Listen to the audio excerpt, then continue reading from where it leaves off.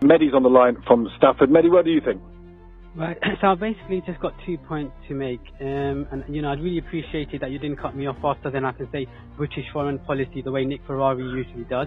Mehdi, I'm very happy to have like I said, I think there's good sense on all the arguments in this, so go for it. Yeah, sure. So the first point is that 101% agree with Jeremy Corbyn. Now, usually what the media and establishment does is that they present the history of terrorism beginning on 9/11.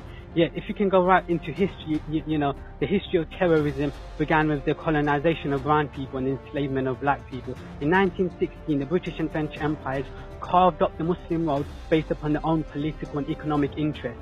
And to support this new political order, you propped up dictators across literally, without an exception, every single Muslim country. You imposed the Saudis upon Arabia, the spiritual heart of the Muslim world. You imposed Zionism upon Palestine.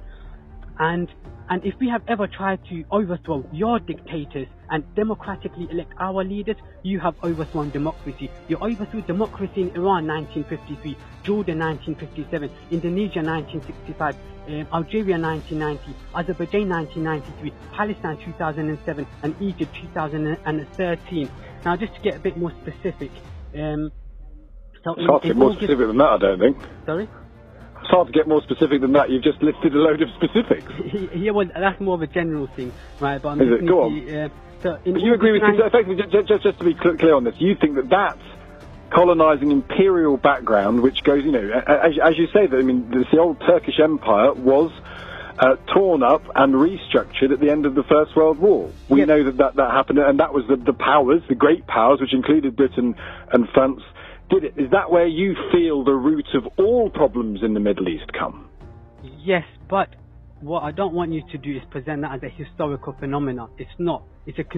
Our policies today is a continuation of our policies from over a century ago.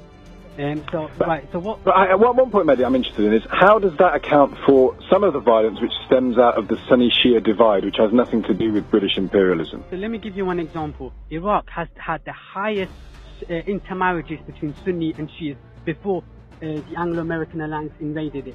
Now we're at each other's throat trying to kill each other. You invaded it. You being me, not you mean being British. I mean the American and primarily the American and British government. Fine. You say you. Where are you from, Mehdi? I do mean you as well because you are justifying and legitimizing